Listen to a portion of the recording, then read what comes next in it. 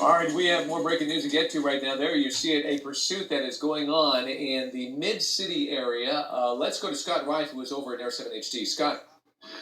Yeah, looks like at high speeds at this point as well. We just sort of joined this pursuit. We don't know what the suspects are wanted for. We understand there's 2 people inside that vehicle. Initial reports here from the LAPD. Eastbound on Rodeo, I think they may have turned into the Jefferson Park area, headed away from Crenshaw High, basically back towards, now turning south. So it looks like we're headed towards southbound. We'll try and get you some of the streets. But at one point, southbound on Crenshaw, you see the LAPD helicopter overhead. At one point, the vehicle was traveling and driving erratically, or the driver was, and certainly that's a concern this time of the afternoon with people out some of the streets here.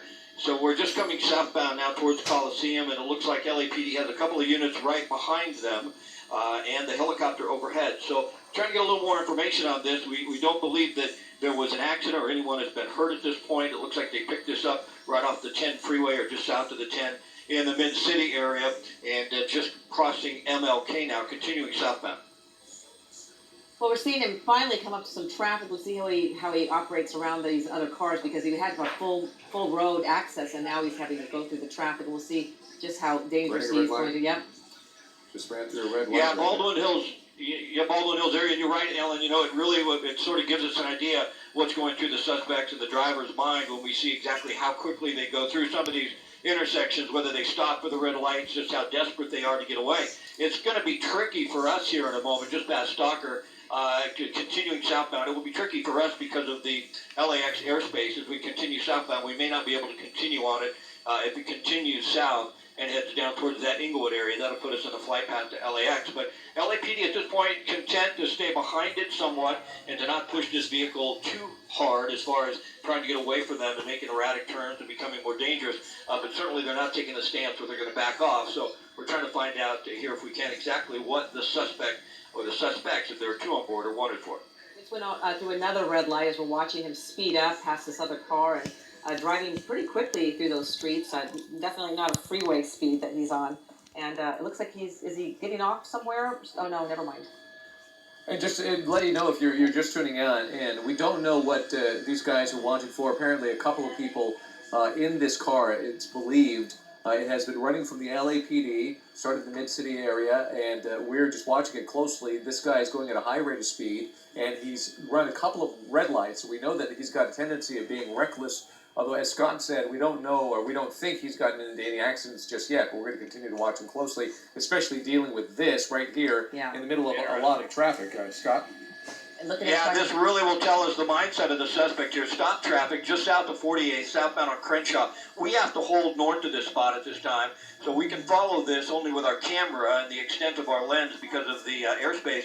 But certainly the suspect at that point wasn't desperate enough to slam into some of those cars, and LAPD wasn't going to approach him at a high rate and try and push him further. So I think they're setting back right now just a little bit. It's better that they let this thing play out and they make sure that no one is injured than to press the suspect too hard. But we're headed down towards Crenshaw southbound, south of 48. Looks like now probably about 50th Street, continuing south. So another red light here, and an extremely dangerous situation when you run through something like that. You can see situations like that. We've seen people get killed before running through those types of red lights like that. So it's a really a sad sight to see because we've seen so many of these things end up hurting innocent people. Right, especially as he's going to some of those residential streets as well and those busy intersections with a lot of traffic, foot traffic, going on the wrong side of the road now.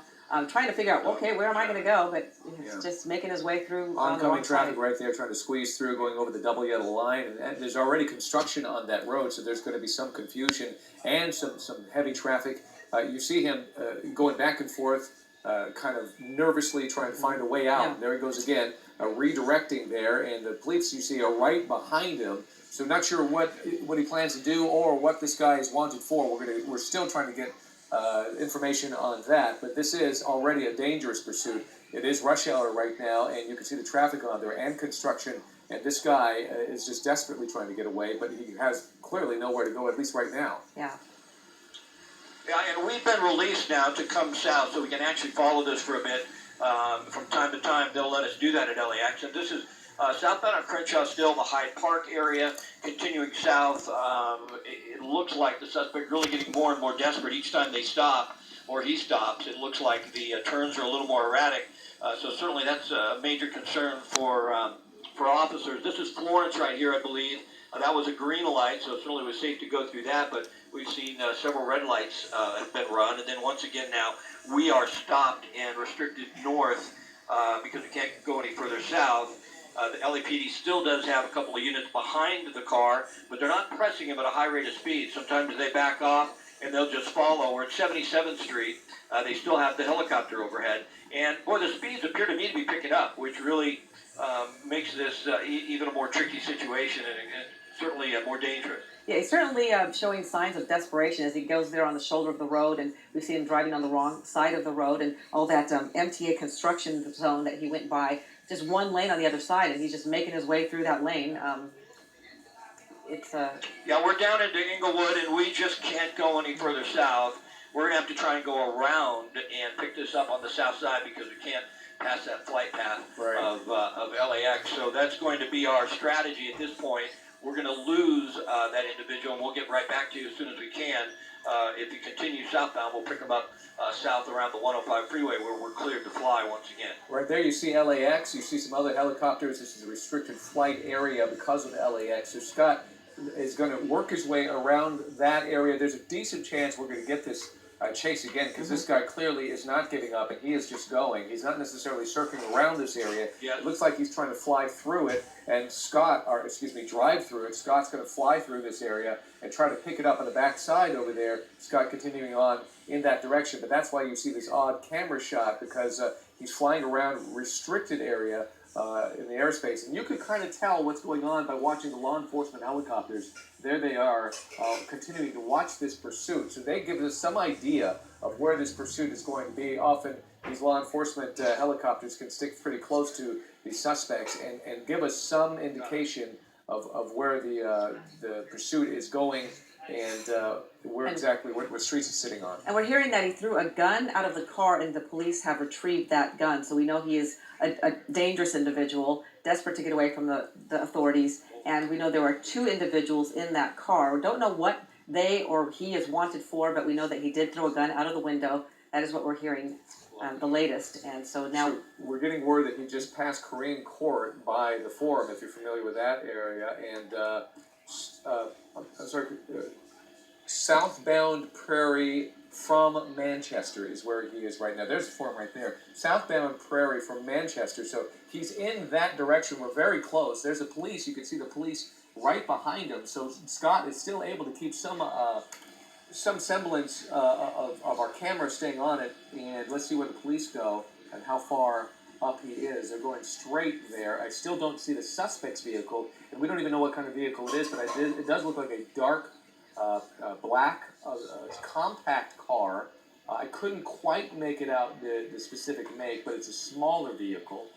So in some respects, that's a good thing, because sometimes we get so worried about these larger vehicles. Westbound Hardy from Prairie now. He is considered an armed suspect at this point, so it's more important that they get their guy. They're not going to let him out of their sight. Right, especially threats. Alex, thank you very much. And right now, let's get an update on that end of the pursuit in Inglewood. Let's go to Scott Rife live in Air 7 HD. Scott. Yeah, Ellen, there were some scary moments on Crenshaw southbound with a vehicle traveling at a high rate of speed. We thought there was 2 suspects, but now we understand there were 3, and all 3 are in custody. Headed at a high rate of speed down Crenshaw, there were some moments that were very tense, and someone could have been hurt.